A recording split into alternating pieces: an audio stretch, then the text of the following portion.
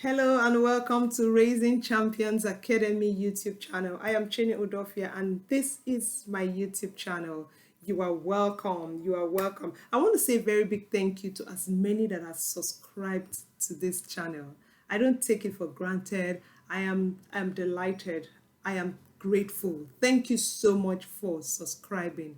But hey, if you have not subscribed, so please click on the subscribe button right away before we even go on, right? Please click on the subscribe button. Thank you so much for following, for subscribing, for watching, for sharing. I am delighted. I am excited. I don't take it for granted, right? So like I always say, Raising Champions, it's an academy where we raise purpose driven children, impact minded, and are heavenly bound. All right, so in this place, we believe that children, no child is born as a champion. But even though we say these children are born with a seed of greatness, yes, but we know that a seed, you need to plant a seed so the seed can grow into what you expect. And we also know that when you plant a seed, you don't go to sleep. You don't go to sleep. You also need to watch and be sure that your seed is doing well. So for a plant, for a seed to do well, we need to be sure of the soil. We need to be sure of the condition. It's not exposed to an adverse weather condition. And then we also need to be sure that it has access to sunlight, water supply, and all. That's the same thing that we do for our children. As we are raising them to be champions, we want to be sure that they have been planted into the right soil. We want to be sure that they have they are in the right condition, the right weather condition. And in this case, it could be our environment, the environment where the children are, where our children, where we are, where we stay. If there is anything wrong, then we need to intentionally begin to take charge of our environment. Yes. And then we talked about you need to be sure the light, and then the water. Everything determines how a seed is going to come out, whether it's going to be good or whether it's not going to be good. And so as parents, we need to also be intentional as we groom these children. We need to be intentional as we grow them, as we groom them, right? So we don't just leave anything to chance. We don't leave anything to chance. The truth is, whether we are doing anything or not, our children are being built. So if we do nothing, we may say, oh, okay, I'm not building, so they wait. The truth is, the children don't even wait. They are growing. And as they are growing, they are being built, whether with the right things or with the wrong things. But yes, they are being built. But what they are now being built with, that is what we're now asking ourselves as parents. Your children, what materials are they being built with? Who is building them? Is it the environment? Is it the screen, social media, and all? Is it their friends, their classmates? Is it a co-parent? Who is building our children? What is building them? So the truth is, like you said, nature abhors vacuum. There can be no vacuum. So our children are growing, our children are being built. But the question is, who is building them? What is building them? Are we aware? Are we just loafing? Are we just there watching, oh, I've had children, then let them just grow?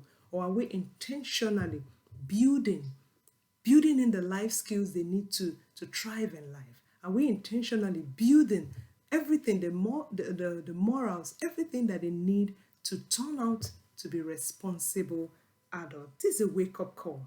I saw something 1 month ago. I witnessed something 1 month ago. I went for a traditional marriage of one of my cousins. All right, so I don't even want to mention the place, so it doesn't look like I'm calling out a particular tribe, right? But it's an area somewhere in the state where I live. Okay, so after the traditional marriage, we're walking back. It was done in the open, I think the open field or so. So we're walking back to the house when I saw a man. He's old enough to be the father of those children, but I don't really know if he's truly their father. And these 4 children, I don't know if they are of the same parents. But from my assessment, they should be between the ages of 3 to 6 or maybe 7, because they were not really looking so big. They were just small. Maybe they were malnourished. I'm sorry to say this, but from my assessment, talking by the way I saw their body structures, 3 to 6 years or 7. So this man, he was holding a big bottle, green bottle alcohol drink. He drank up to half or one, maybe three quarter or one or half of it, and then he gave to them. And he said to these children, when you are done, give to this one. When you are done, pass to the next. When you are done, that was the time I was just passing. I was like, seriously? So I took a walk a while and then I stopped. I turned to see what's going to happen. You need to see the excitement in these children's, they were so excited. They took the bottle and they passed it. As soon as he gave the instruction, he left.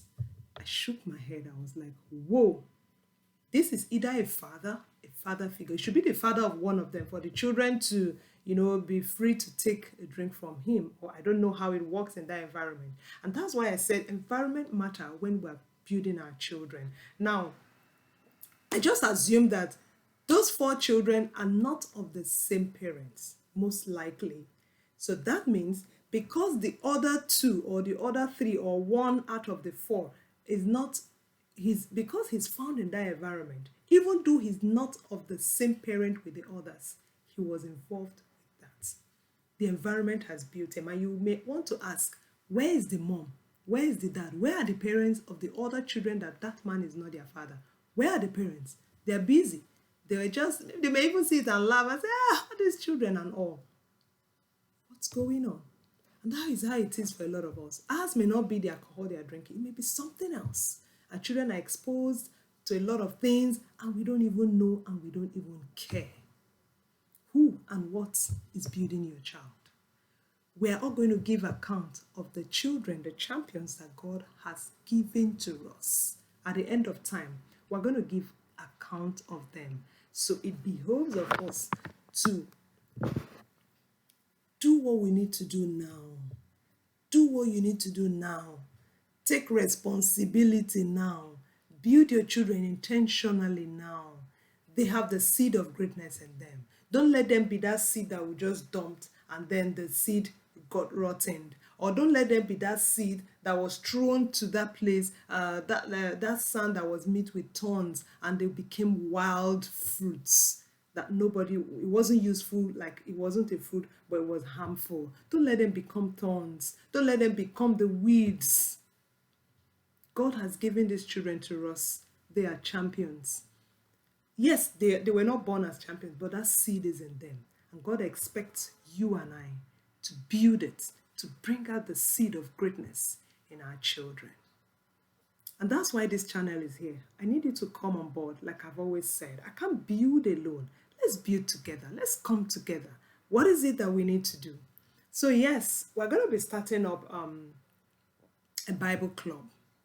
Okay, so I had an experience several years ago as a children teacher. Yes, I started off as a children teacher before I became a teens teacher, right? So one of those days during our Sunday school, the children were asked to memorize a very simple, as in popular, it may not be simple, but it was popular. Luke 6:38, give and it shall be given unto you.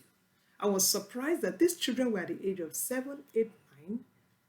They couldn't say that. I was like, whoa. I became worried. And I began to say, these children are born in the Pentecostal church, a Bible-believing church. I looked at myself and I said, I was born in the Anglican church, what we call the Orthodox. But that's where I got my biblical background from. I could quote scriptures. That's where we learned it, from Sunday schools. How come the Bible-believing churches, the children, I was worried, like more than worried.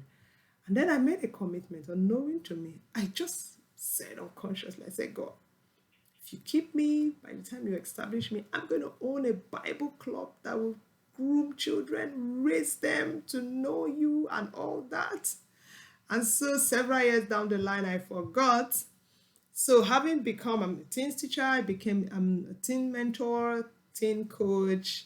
So I started programming for teens, started coaching teens. So one day I was just preparing, for one of my sessions. And I just said, God, So what becomes of my children? They are not teens yet. Are they going to wait till they get to teens? And what's happening? And God just said, what about our Bible club? What about our Bible club? And I said, oh, Bible club. And God said, remember? Whoa, this thing is more than 15 years. Yeah, more than 15 years. I said, oh my God. God said, yeah. So this is time. And I looked at it and I said, okay.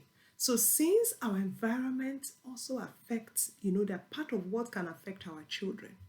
I'm not going to run it only for my children. I'm going to run it for everyone in my local sphere of influence. Yes. So we're starting off our Champions Bible Club. Yeah, we're starting off our Champions. I'm so excited because I have actually, dreamt of this. I have imagined this where we can reach out to the children around us and begin to build them regardless. So something happened around where I live, these guys had this party, very wild party. In the night, I went out to do something and I saw these children dancing to this wild music. I felt so bad. And I just heard God said to me, those are your disciples. If you have started training them, they won't be there. And I was like, whoa. And there and then I made a commitment. I said, God, I'm starting regardless. I'm not going to wait for anything. In fact, nothing. We don't need to wait.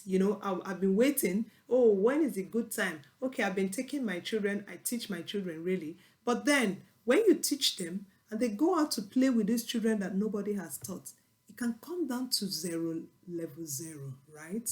So that's why we are doing that. So yes, it's an offline Bible club. So we're not going to be online yet. So it's an offline, but then we have started, right? Like the Bible says, Acts 1 verse 8, we shall receive power after that the Holy Ghost is come upon us, and we shall be witnesses from Jerusalem, then to Judea.